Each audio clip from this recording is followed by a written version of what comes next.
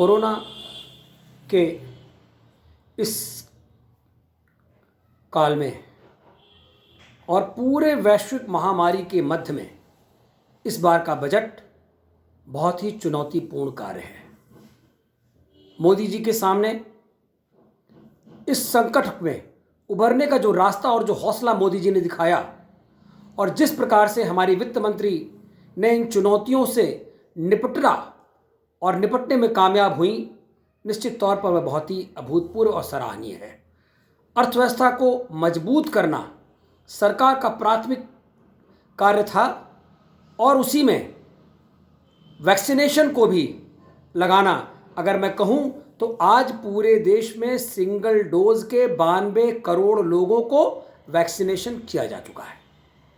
इसके साथ ही double dose के, जिनको डबल डोज मिल चुका है, ऐसे लगभग 65 से 70 करोड़ लोग हैं जिनको डबल डोज का भी लग चुका है और बूस्टर डोज लेने वाले कुल मिलाकर के अब तक 82 करोड़ लोगों को इस तरह का वैक्सीनेशन दिया जा चुका है। यह भी जहां पर ऐसे भी देश हैं जहां अभी वैक्सीनेशन का कार्य प्रारंभ भी नहीं हुआ, वहां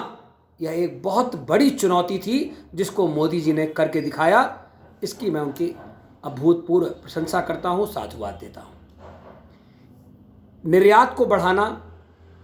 और किसी प्रकार से भी विदेश को भारत के अर्थव्यवस्था में, भारत में निवेश करने के लिए आकर्षित करना, ऐसा बजट, ऐसा चुनौतीपूर्ण बजट लाना सरकार की पहली प्राथमिकता होगी, जैसा मैं मानता हूं। जहां तक हम 2019 के बाद की बात करें कि अगर हमने 2019-20 में हमारी 71,072 किलोमीटर की सड़क निर्माण था, जो अब बढ़ करके 1,40,552 किलोमीटर हुआ,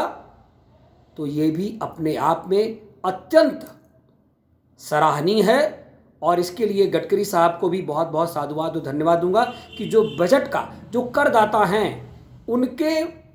कर का इससे उत्तम निवेश नहीं हो सकता, ताकि संसाधन जब सुगम होंगे तो अर्थव्यवस्था और तीव्र गति से आगे बढ़ेगी। और इंफ्रास्ट्रक्चर को डेवलपमेंट में सबसे ज़्यादा पैसा खर्च हुआ,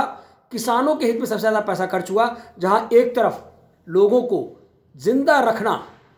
और दवाइयाँ से,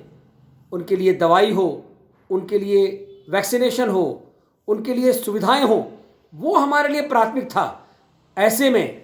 साथ ही साथ अर्थव्यवस्था को पटरी पर दौड़ाना था, तो वो सुगमता पूर्वक मार्ग के लिए सड़क का निर्माण और इंफ्रास्ट्रक्चर डेवलपमेंट एक बहुत बड़ी चीज़ हुई है, जिसके लिए हम बार बार सराहनीय प्रशंसा करते हैं। जीडीपी ग्रोथ दर को, जो जीडीपी ग्रोथ है, मेरा विश्वास है कि 2022 का जो ये बजट अभी हमारे पास आने जा रहा है, ये आने वाले समय में हमारी जीडीपी दर 8 से 8.5% तक जाएगी। और जीडीपी का अर्थ होता है संपूर्ण इंफ्रास्ट्रक्चर, उसी में है। वो 8.5% ग्रोथ दर को बढ़ाना, जीडीपी दर को बढ़ाना एक बहुत बड़ा चुनौतीपूर्ण कार्य है। लेकिन ऐसे में विदेशियों को देश में, भारत देश में निवेश करने के लिए प्रेरित करना, उनका धन यहाँ आए और भारत से निर्यात अधिक से अधिक बढ़े, उसके साथ ही साथ जो दुर्दिन के और दुखड़ों और जो दवाइयों के व्यवस्था को भी इस देश ने देखा है, उससे भी निजात पाने के लिए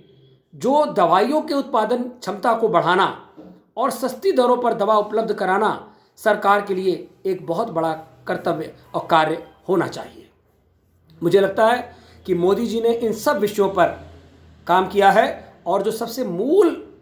विषय है वह इंफ्रास्ट्रक्चर में है, लेकिन उसका एक अलग से है कि जो पावर एम्पावरमेंट किया, जो बिजली पूरे देश में 35 से 30% इलाकों में भरपूर बिजली उपलब्ध थी, उसका आज